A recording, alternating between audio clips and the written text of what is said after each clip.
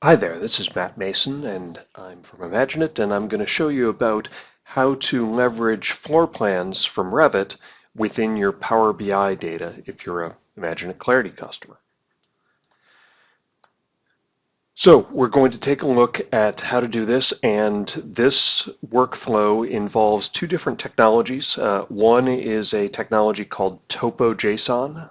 It's a file format for drawing maps. You can see the map of U.S. Counties, I think, on the left here, and you can see how they're all colored separately.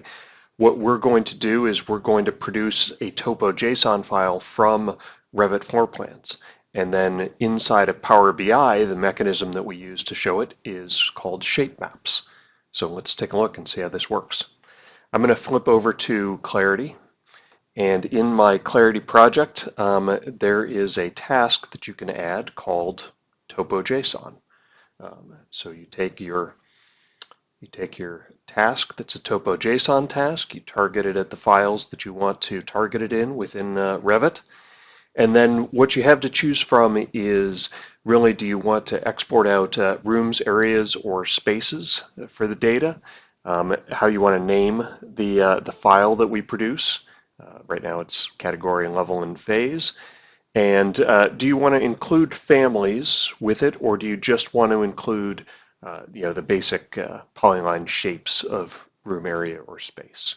So we'll come back and take a look at this in a minute, but yeah, if we just kick this off, this is going to go onto the current task list, and I'm going to put that in the oven, and I will pull out on the other side. I had it set to just deliver into my artifact folder, so I can actually just click on it right here, and that will download it, and we'll go over to Power BI and take a look. Now, I have already in Power BI set up a little project that pulled in via the OData link, and we've got a separate video on that to really quickly and easily pull data in from a Clarity project and visualize it inside of a Power BI kind of environment.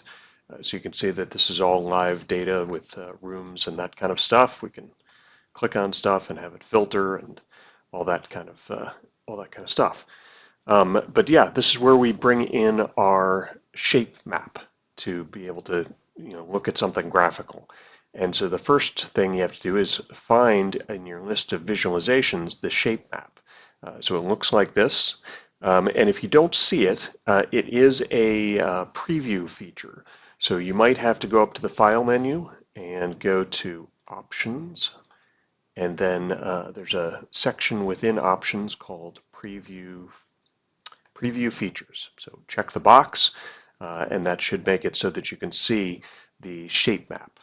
I'm going to take this shape map and say I want one of these on my dashboard. I'm going to draw it like that.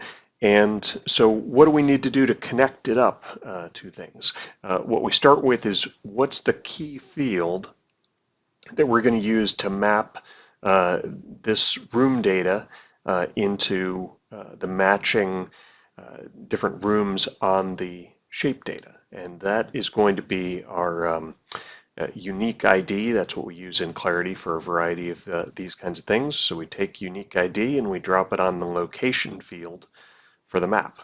Now it comes in and says, hey, your map is the United States. So this is where we need to flip over from here to here and go to Shape and say we don't want a map of the US or any of these standard maps. We want our own map. So we're going to add a map, and we're going to browse and pick our second floor room. And so there we go. This is our second floor room, and has all the data, has the various rooms that we're looking at. You can go a little further. You can customize the look and feel of the and the colors and that kind of thing. The other thing I'll point out is they do have tooltips. So if you wanted, for example, room name or room number to show up when you mouse over a particular room, that should be possible if I did that right. No, I dropped it onto the wrong thing. So I'm going to drop on name and number here.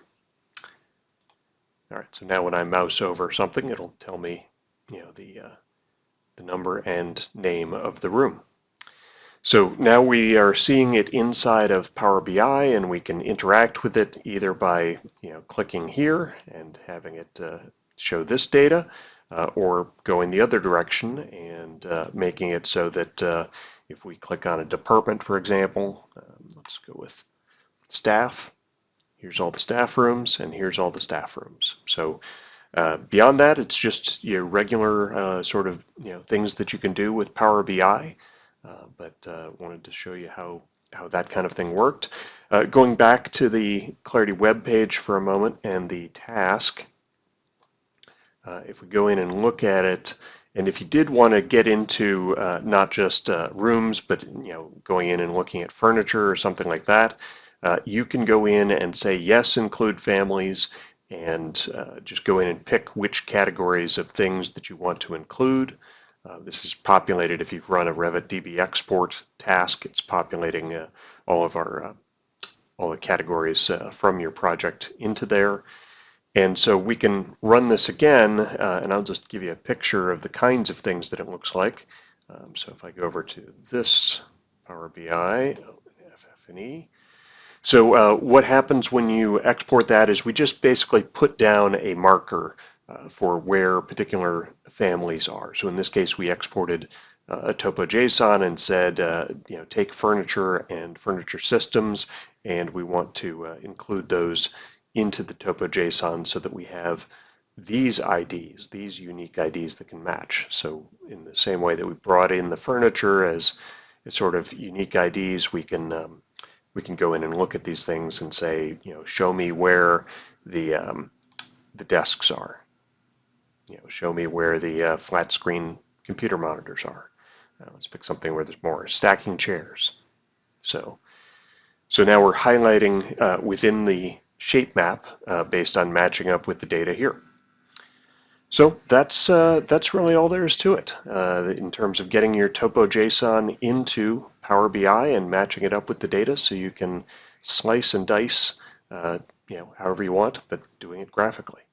If you have questions, please feel free to reach out to us at IMAGINiT.com, and if you're a Clarity customer, feel free to reach out to technical support. Support@rand.com will help you get this set up and going.